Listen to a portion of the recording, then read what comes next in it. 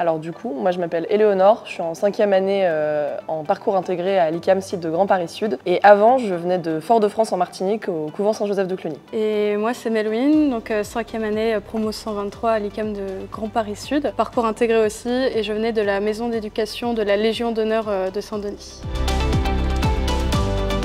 Moi j'ai choisi le parcours intégré parce que j'avais fait 1 an de classe préparatoire avant d'arriver à l'ICAM. Donc c'était un système que je connaissais assez bien et j'aimais bien le côté très académique que ça pouvait apporter, et surtout il y avait l'expériment qui était un avantage énorme du parcours intégré. C'est vrai que l'expériment a pesé très lourd dans la balance. Pour le coup, partir à l'aventure pendant 4 mois, c'est ça qui m'a fait choisir le parcours intégré. Le bureau des arts, hein, de ouais.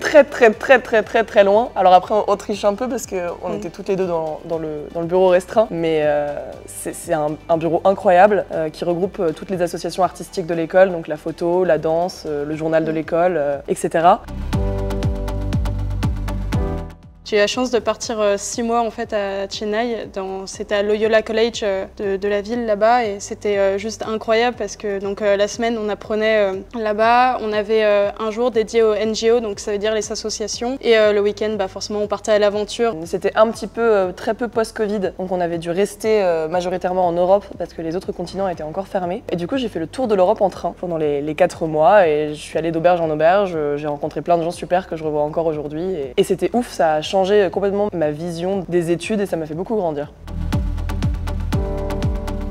Moi j'ai travaillé chez CICAD, qui est une filiale du groupe Ingerop, et j'ai travaillé en tant qu'OPC sur le chantier du Grand Palais. Et je pense que le meilleur moment, c'est lorsque je suis arrivée la première fois sur le chantier et que je me suis rendu compte de la chance que j'avais de travailler sur un monument aussi unique. On a pris mineur BTP et majeur composite, donc études des composites et des matériaux, et ça nous a fait partir à Nantes alors qu'on vient de l'ICAM de Grand Paris Sud. Et c'était vraiment chouette de découvrir un nouvel environnement. 1000 fois oui.